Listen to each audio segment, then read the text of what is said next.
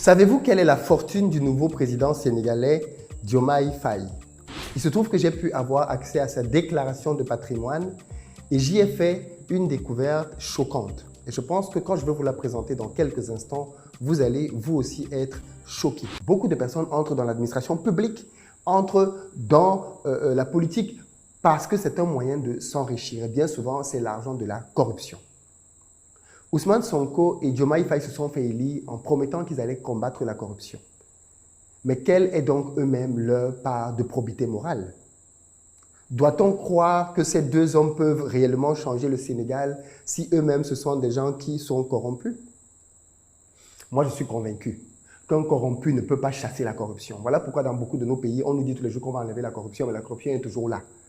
Seul quelqu'un d'intègre peut lutter contre la corruption. Vous ne pouvez pas demander à quelqu'un qui souffre d'une maladie de la combattre. Il faut qu'on soit sérieux. Voilà pourquoi la plupart du temps, on fait des slogans de corruption. Oui, il faut combattre la corruption. Oui, oui, oui. Mais à la fin de la journée, on n'a rien combattu du tout. La corruption continue de grandir et les corrupteurs continuent d'être de plus en plus nombreux. C'est ça la réalité, malheureusement, dans nos pays. Donc, si on dit qu'on veut réellement combattre la corruption, alors les personnes qui veulent incarner ce combat doivent elles-mêmes d'abord être des personnes intègres. Voilà pourquoi j'ai cherché à connaître la fortune d'Ousmane Sonko et de Diomaye Faye. Parce que si ces deux gars sont passés par les impôts, alors forcément, ils se sont remplis les poches. Tu ne peux pas être inspecteur des impôts pendant 15 ans et tu ne voles pas. Dans les pays africains, en tout cas, en général. Parce que si tu dis que tu es inspecteur d'impôts, alors ça veut dire que c'est toi qui fais les redressements fiscaux, c'est toi qui es en contact avec les entreprises pour leur demander d'être à jour au niveau de leur imposition. Et on sait tous comment ça marche. Quand tu vas voir un grand groupe qui a peut-être 10 milliards en redressement fiscal, ben le grand groupe peut te dire, plutôt que de payer 10 milliards à l'État, on va te donner 500 millions. On va te donner 1 milliard. Et tu effaces l'ardoise de l'entreprise. Et beaucoup d'inspecteurs d'impôts font ce genre de deal. C'est valable pour les inspecteurs des impôts, c'est valable pour les inspecteurs des douanes. Ce sont des métiers dans lesquels, quand tu entres dans ces métiers, malheureusement, dans beaucoup de nos pays, tu as la voie royale pour l'enrichissement au travers de la corruption. Regardons donc à présent le patrimoine de Diomaye Faye pour voir ce que lui, il a pu accumuler en 15 ans aux impôts. Et ensuite, on va se poser la question simple.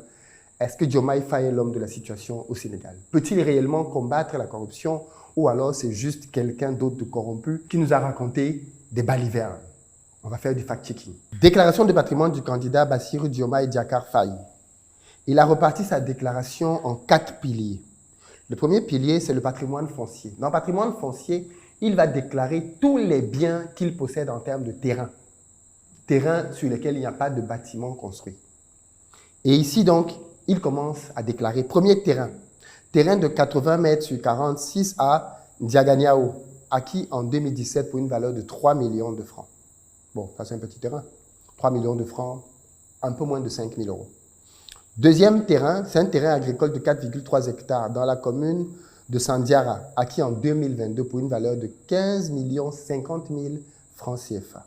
Donc là, il a un deuxième terrain sur lequel il veut faire de l'agriculture qui lui a coûté 15 millions. Ici, on est à peu près autour de 25 000 euros, à peu près. Ensuite, investissement clôture. Donc, sur ce terrain agricole, il a fait des investissements pour la clôture, le forage, les bassins, pompes et systèmes d'irrigation pour l'exploitation du champ hors semences et frais de personnel. Ceci lui a coûté 29 600 000 francs CFA, soit à peu près 45 000 euros. Et il a un bail. Il s'agit d'un terrain de 200 mètres carrés qu'il a acquis à Thiès en 2009 d'une valeur de 700 000 francs CFA, soit à peu près 1 000 euros. Deuxième bloc, donc, le foncier bâti. Il s'agit donc des terrains sur lesquels il a construit quelque chose. Et là, on va donc voir tous les immeubles qu'il a pu acquérir en 15 ans de fonction aux impôts.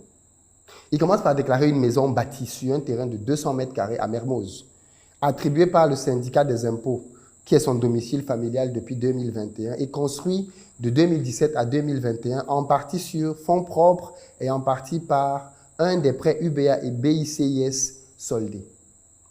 Donc il dit que cette maison-là, il a eu un crédit pour pouvoir l'acquérir, crédit qu'il a terminé de rembourser. Et c'est une maison qui lui a été attribuée par le syndicat des impôts. À côté, il dit que le temps ne m'a pas permis de l'évaluer par des experts pour les besoins de la présente. Donc cette maison-là, il n'a pas donné sa valeur. Il va la donner par la suite. Je précise bien évidemment que cette déclaration de patrimoine a été faite pendant la campagne, à 2 jours de l'élection. Et ma grande surprise est que c'est le seul foncier bâti que possède Diomaye Faye. Où sont ces immeubles? Est-ce qu'un inspecteur des impôts qui a fait 15 ans de carrière n'a aucun immeuble? C'est bizarre, n'est-ce pas? Deuxième pôle, les véhicules. Ah, voilà. Ford Focus 2012, acquise d'occasion en 2019 à 6 500 000 francs, soit 10 000 euros. Il a un Ford Focus d'occasion. Ensuite, il a un Ford Explorer Platinum, acquise d'occasion en 2022 à 19 millions, soit un peu moins de 30 000 euros. Et c'est tout. Il n'a que 2 véhicules, tous les 2 acquis d'occasion. C'est bizarre. Troisième pôle, les avoirs bancaires. Là, maintenant, on va voir l'argent qu'il a en banque. Et c'est là qu'on va voir tous ces milliards. Et il nous dit qu'il a un compte créditeur au 19 mars 2024 dans lequel il y a 3 276 046 francs, donc 5 000 euros. Et un deuxième compte créditeur au 19 mars 2024 qui possède 786 782 francs CFA, soit à peu près 1 000 euros. Et c'est tout. Où sont passés les milliards de Diomaye Faye? Quatrième pôle, c'est dette. Il possède comme dette un prêt sur avantage contracté le 5 septembre 2022 pour 30 millions de francs.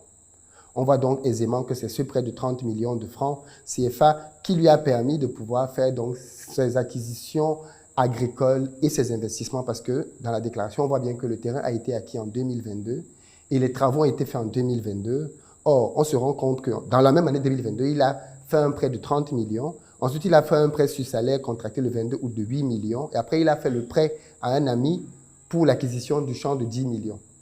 Il a donc un patrimoine de 48 millions de francs CFA de dette. Et on voit très largement où est parti l'argent pour l'investir dans son champ.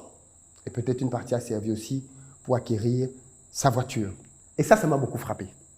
Parce que quand j'ai vu ça, je me suis dit, ces gars vont profondément changer le Sénégal. Moi, je ne crois pas à ce que les gens disent de leur bouche. Je crois à ce que les gens font. Parce qu'il se trouve que l'être humain a tendance à se voir plus beau, plus belle qu'il ne l'est en réalité. L'être humain a tendance à augmenter ses qualités et à diminuer ses défauts. On fait tout ça malheureusement. Et donc quand quelqu'un dit qu'il va venir pour redresser le Sénégal, combattre la corruption, j'ai besoin de savoir si lui-même c'est quelqu'un déjà qui a une rectitude morale exemplaire. Et on est d'accord qu'un mec qui a fait 15 ans aux impôts et qui n'a que ça comme patrimoine, c'est tout sauf un voleur. On est d'accord? Pour certains d'entre vous, vous travaillez aux impôts. Quelqu'un ne peut pas travailler aux impôts pendant 15 ans et ne pas avoir plusieurs immeubles et beaucoup d'autres biens. Ce n'est pas possible, à moins qu'il soit réellement honnête. Et tout laisse donc à penser que Diomaye Faye, en réalité, c'est quelqu'un d'intègre. C'est quelqu'un qui sait ce que c'est que travailler avec sérieux. Ce n'est donc pas quelqu'un qui, quand il va arriver aux affaires, va devenir quelqu'un de corrompu. Parce que, comme je le dis, le chien ne change pas sa façon de s'asseoir. Si c'était quelqu'un de corrompu avant, j'aurais beaucoup de mal à croire qu'il va devenir un saint une fois arrivé à la présidence. Mais sa déclaration de patrimoine nous montre que c'est quelqu'un qui a toujours été intègre.